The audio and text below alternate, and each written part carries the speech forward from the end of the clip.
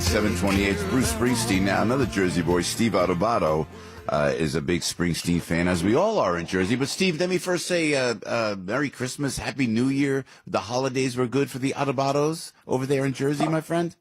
They absolutely were. Happy New Year. Merry Christmas to you guys. We missed Joe and the crew in the morning. The mornings were not the same. I just want to say that. And I got to tell you, Joe, you listening to you talk about church on Sunday and getting the wrong time. It was heartwarming to me, the fact that you stayed there for the 12 o'clock mass. I know. And then you're talking to Debbie about the saints, and I just actually texted Frankie that my saint is Saint Nancy because I lose a lot of things, and you pray to Saint Nancy. Where else? I said to Frank, where else can you listen on radio? Forget about AM radio, anywhere, satellite, anywhere, and find out about the saints and who matters and what church you got to stay if you miss the mass or you feel guilty. And the second collection. By the way, we love the Catholic Church. Forget about the second collection. There's always a second collection. So why even talk about it? But there's a Trump transition going on. There's so many things happening, but you find out only one place on your show in the morning. You know, I'm on fire. Which I'm you on were fire. not a big fan. Listen, you were not a big fan of the Donald during the campaign. Now that he's in, how do you think, Steve, the transition is going? How do I think the transition is going? I think the transition is going. It's been fascinating. It's been fascinating. And you know, we can follow the transition, truthfully, Joe. The tweeting is fascinating. I find that I'm not even sure, in all seriousness, that Donald Trump is going to actually need everyone in his cabinet.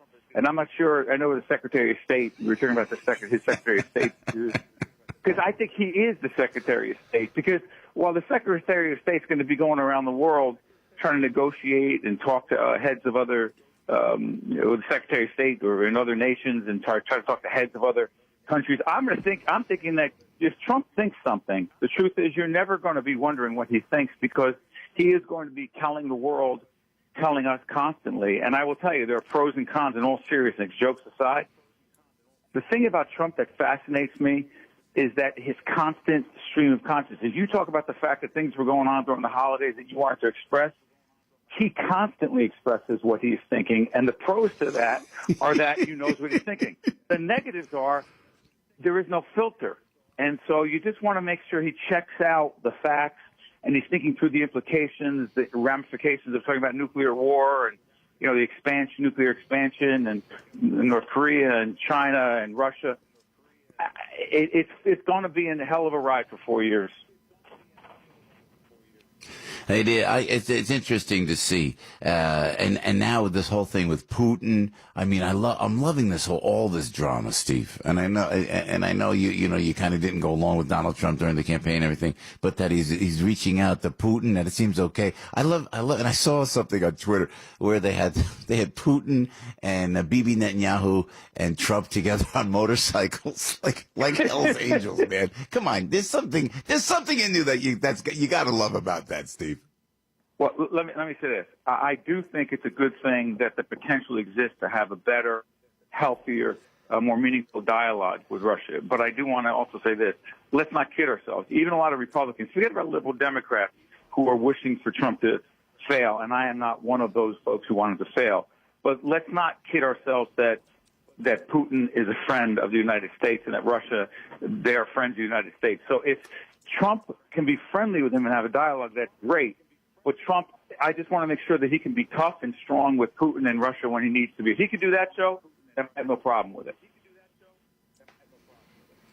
Hey, Steve, so in New Jersey, Governor Christie, is he going to end up somewhere within the Trump administration? Are you hearing anything? Your personal friend, Governor Christie, I'm talking about. Truthfully, Joe, I feel that I think the governor realizes that he's here in New Jersey. He has a job to do. There are more than enough problems, serious issues we have in this state. We have serious infrastructure, roads, bridges, mass transit, economic problems, credit downgrades, pension crisis. You may know about these things. I saw your holiday 10 seconds. If you want to check it out, Joe Piscopo was on for 10 seconds saying, hey, listen, there's a lot of things to deal with New Jersey, and you may hear from me in the future, which is sort of like Joe saying, hey, listen, I may have things to do politically in New Jersey. The fact is, I don't know why you would want that job, Joe, because problems in New Jersey are so serious. Governor Christie knows that this is the place to be in the state of New Jersey. I don't think that the Trump administration is where his heart and his head is at right now. Oh, that's a good take, Steve Adubato, and you may very well be right. And by the way, I'm meeting with all the big shots. I'm in Essex County. I go with all the boys. Our mutual friend, Mr. Nicky Greco. I'm sitting with Nicky, all the Godfather. I'm looking around. There's no Steve Adubato. Don't I have to kiss your ring? I'm in Essex County, Steve. Come on, I got to kiss the Adubato ring, no? Joe, put it this way: if you were to do this thing of not ours, but of the thing that you're talking about, you will have to first get through the hurdle called the Republican primary. And let's just say that the juice that I have, the influence that I have, the tentacles that I have, are not very effective in the Republican primary. Once you get past that hurdle in this marathon that you potentially may enter into, you come and talk to me, and then we'll see what we can do. Like the Godfather. Steve's the young Godfather of Essex County. Come talk to me. I'll let you know what you want to do there. Hey, what'd you get your Olivia for Christmas, man? Oh, my God. Olivia got a beautiful HP computer. Santa was so good to Olivia. Santa was great with Olivia. She got an HP computer. She's been playing all kinds of games and learning all kinds of things on that. Jennifer, my lovely wife, was not surprised at all because she sent me a text message with a beautiful bag. Joe, do you ever notice that bags up at the Short Hills Mall in New Jersey, if you go to the certain stores, they're very small, but they're very expensive, and you bring in the text message with the picture of the bag, and then all of a sudden I told my kids, you're not going to the colleges that you thought you were going to be going to because your mom has a bag that she wants that she can fit like a lipstick and makeup in. You're not going to my son wants to go to Notre Dame. I said, you're not going to Notre Dame, but your mom has the bag she wants. I just want you to know.